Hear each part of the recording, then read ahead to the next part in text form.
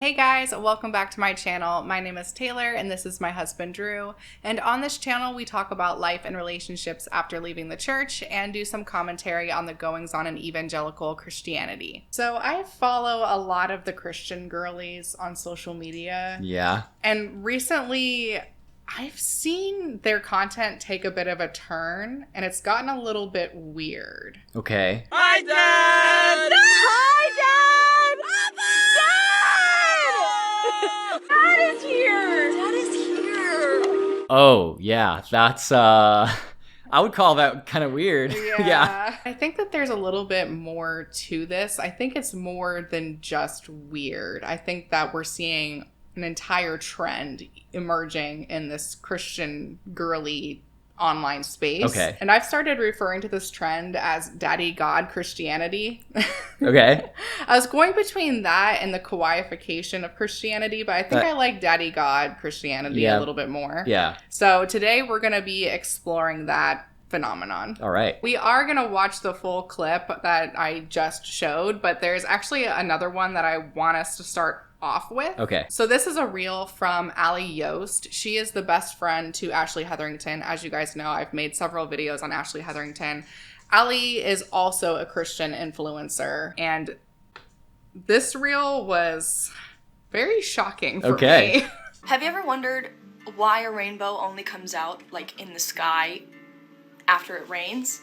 Like, why after it rains, you know? Like, of all things, why does a rainbow happen after rain is finished, right? This is the cutest thing ever. Okay. And God said, "This is the sign of the covenant I am making between me and you and every living creature with you, a covenant for all generations to come. I have set my rainbow in the clouds, and it will be a sign of the covenant between me and the earth.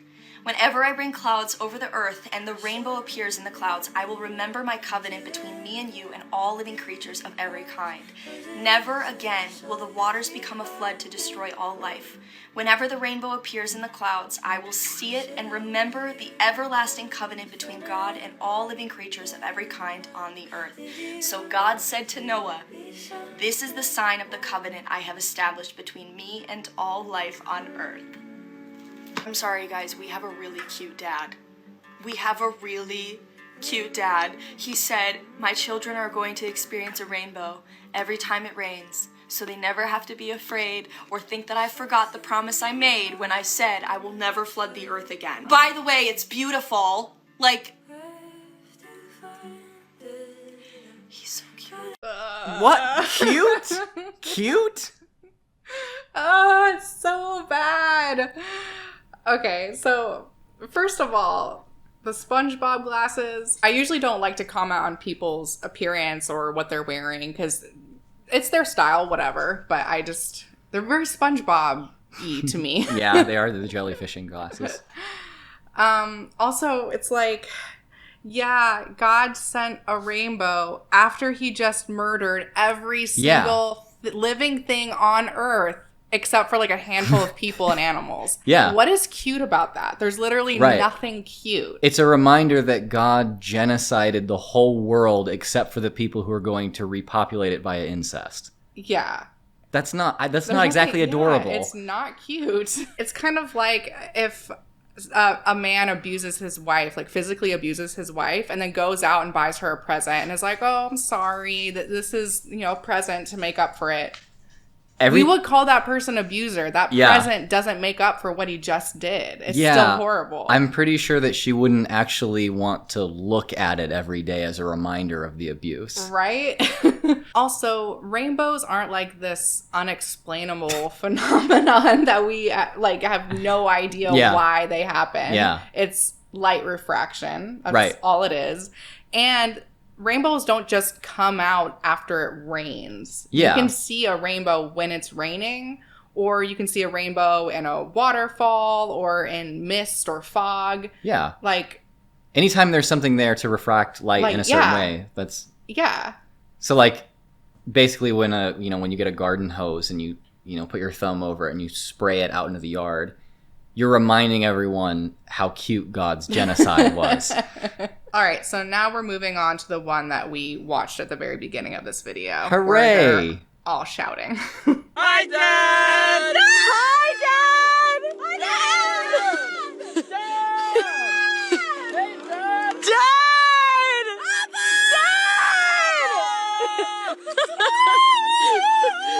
Papa's playing right now. Dad!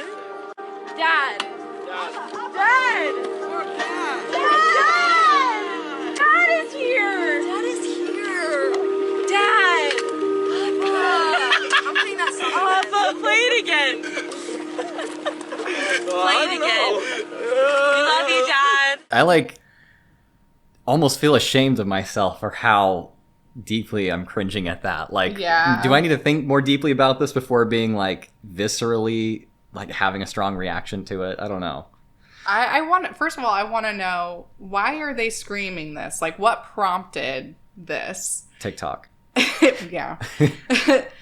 Secondly, I'm just thinking of the perspective of an outsider to this. Like, someone's hiking on this hill and they happen upon a bunch of early 20-somethings screaming "Dad" out into the abyss. Yeah. Like it's some sort of seance. Like they're trying to summon God or something. I mean, that's kind of what it is. Is it not? So for me, growing up in evangelicalism, I never referred to God as Dad. It was always Father God. Because that's how he's referenced in the Bible. Yeah. And he's called a king. He's called a lion. He's called many things. Yeah. But I have never heard Dad. And now all of a sudden I'm seeing all these Christian influencers refer to him as Dad, which I find really interesting because I feel like the title of father comes with it a certain amount of respect, and there's a certain amount of distance in that type of relationship. Like if you're referring to someone as your father, they're more likely to be in a position of authority over you. That's more of an authority type title. Yeah, I mean, if you know someone and they never say my dad, they always say my father, you're like, oh yeah, you guys probably have kind of a distant relationship. Yeah, or he's very stern or something. Yeah, or estranged a little bit. But Dad, it's like they're trying to fit God into their human idea of what a relationship is. Yeah. And so that's why they're using that word now. Yeah. It's not like a complete departure from what evangelicals have been doing for a while, or even a departure from what Protestants have been doing for a while.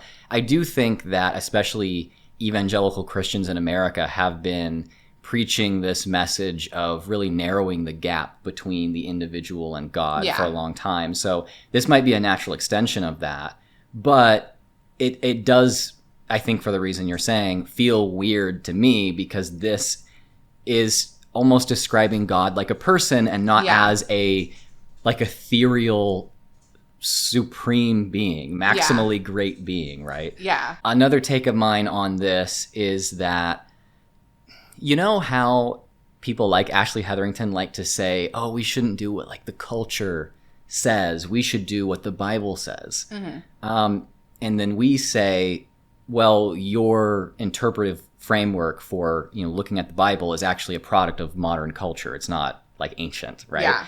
I think that this is a product of their interpretive framework of God and the Bible being very much affected by modern culture. In modern America, we don't like hierarchy. We don't like authority very much. We like everybody to be kind of on an even playing field.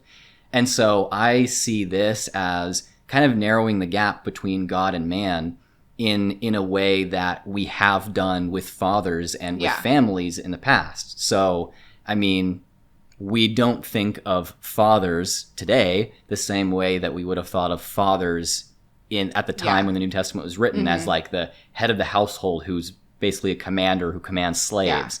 Now we think of fathers as another person who's supposed to be there to help you out and steward you when you're young.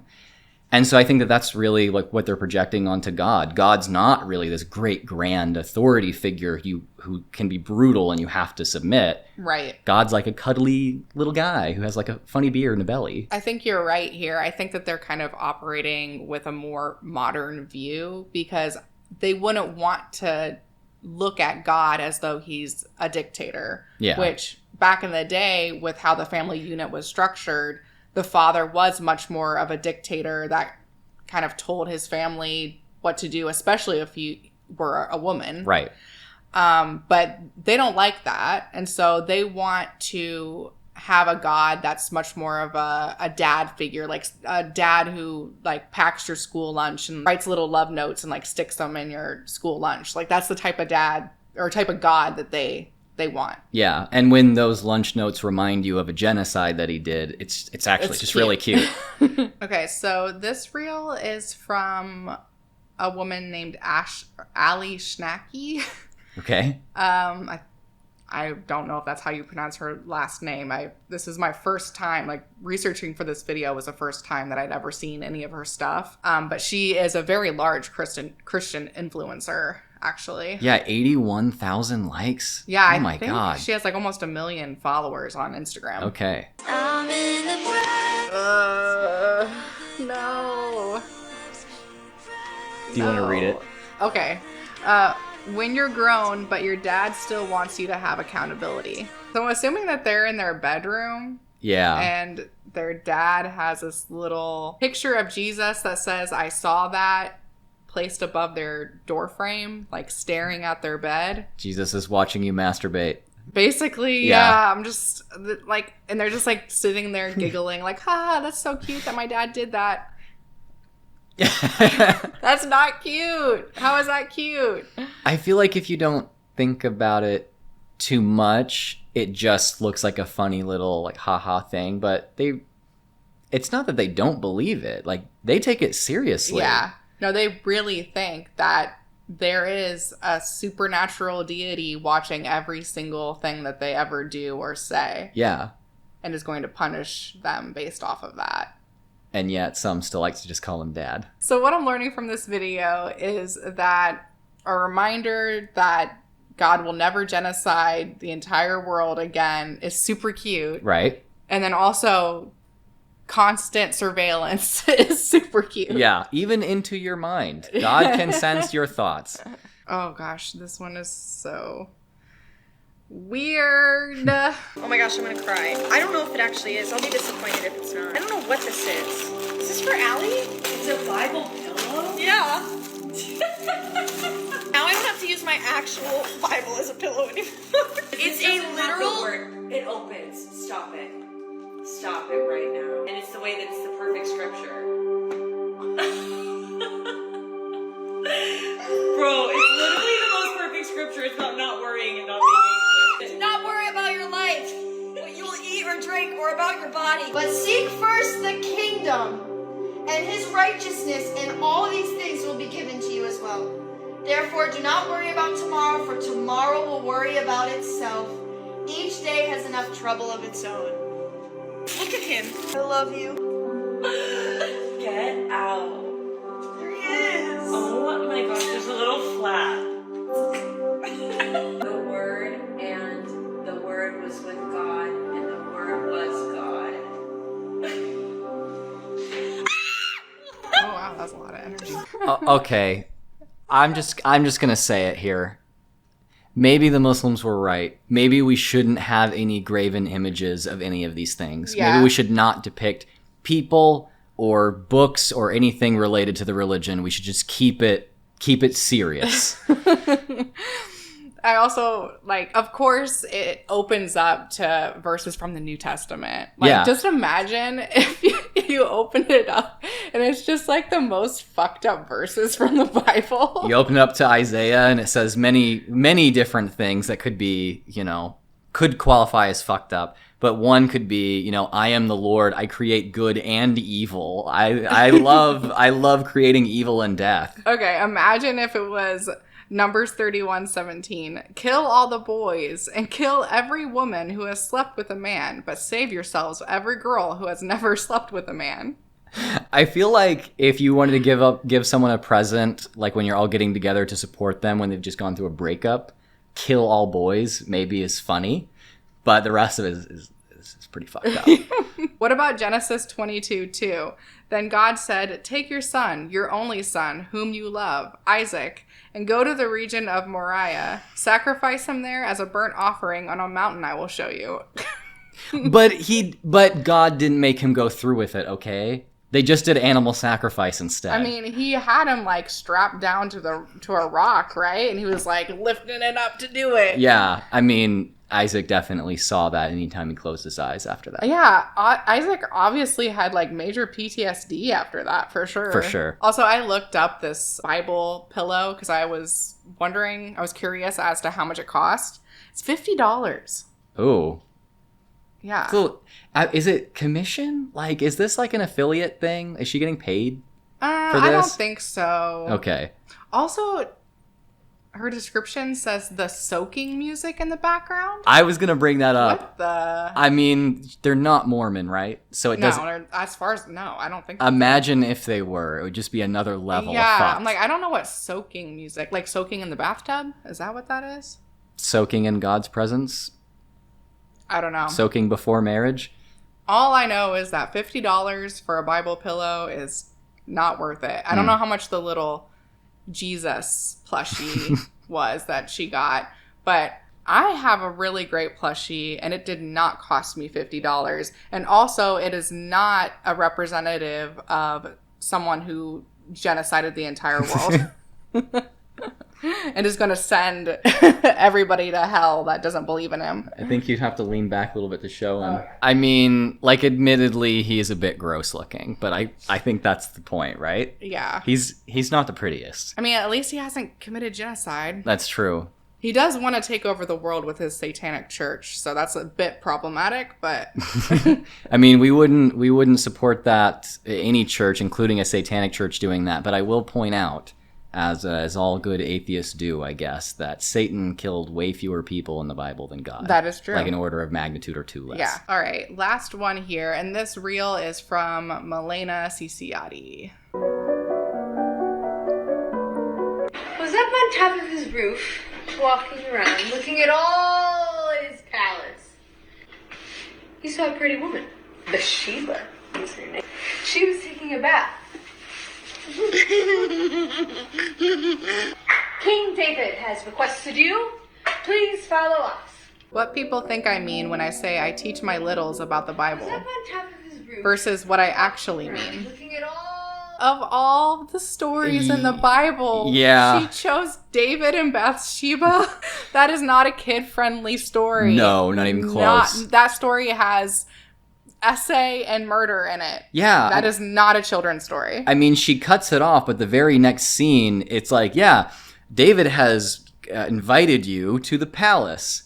And then what happens after that is completely against her consent. Yeah. And then she has her husband murdered by the guy who just so assaulted her. If you guys aren't familiar with that story, King David sees this beautiful woman, Bathsheba, bathing, and he's struck by her beauty, basically. But she's married to another dude.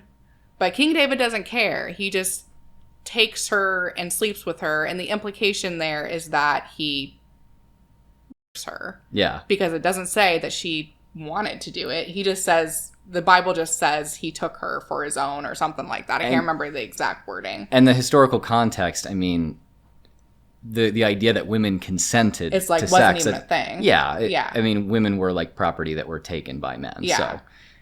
And then she ends up getting pregnant. So what King David does is send her husband to the front lines of a battle so that he'll be killed.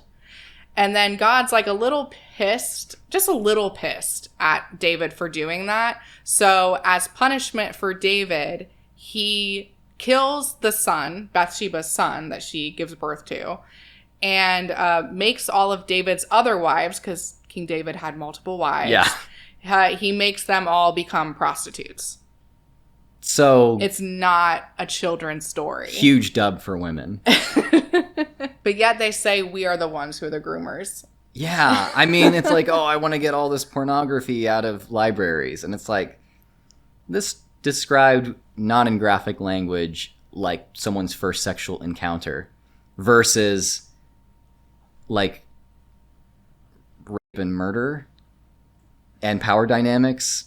And I mean, yes, David ends up being the bad guy, but like this is pretty gross. But you can see how these Bible stories are so normalized in our culture that she can be telling this story to her children it's not even that she's just telling the story, but she's doing it in this like overly cutesy way. Yeah. And it's like, if you actually read the text, what is cute about it? Yeah. So correct me if I'm wrong, but your thesis here for what qualifies as daddy God Christianity, or the qualification of God, is saying that reminders of genocide are okay and they should be normalized because you can twist that into making it really cute. Mm-hmm. Also, if you downplay the tyrannical nature of God and depict him using different words like dad, then you can portray him as being this cuddly guy that you might want to get to know too. If you make little jokes about how God is always watching you, even in your own mind, then it just makes it like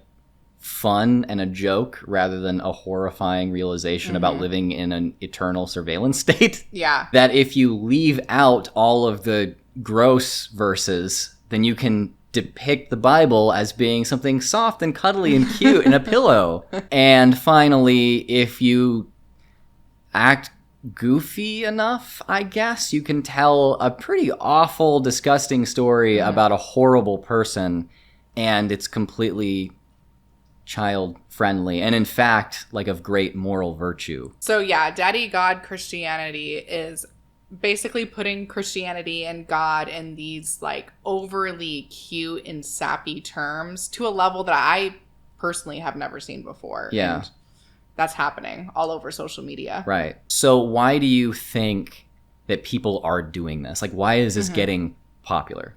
I think that there's two primary reasons for why this is getting popular. I think number one, I think it's easier for people to harmonize their morality with the morality of the God of the Bible if they kind of put this cute little twist on it.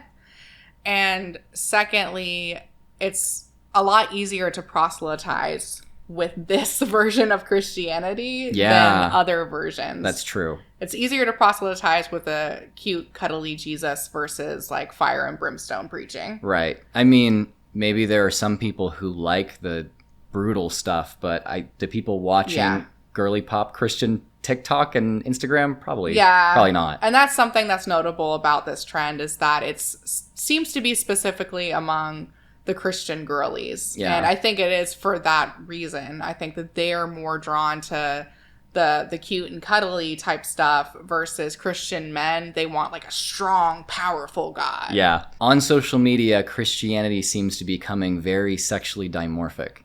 Like it's cute and cuddly for girls, and it's big and strong like and scary for guys. Manosphere for guys. Yeah. Can we just have like a gender neutral Christianity? I don't think they're gonna go for that. If we made a Bible plushie pillow that only had fucked up Bible verses on it, would you guys buy it? Would Amazon even let us sell it? It's a good question. I feel like you can sell anything on Amazon. Ooh. I feel like we could. Should we try it? Thank you so much for watching, and a huge thank you to my patrons who help make these videos possible. If you like this video, please be sure to subscribe and ring the bell. If you'd like to follow me on social media, my Instagram is Taylor_the_antibot. And if you'd like to consider supporting this channel financially, a link to my Patreon will be down in the description, and we'll see you on the next one. Say bye!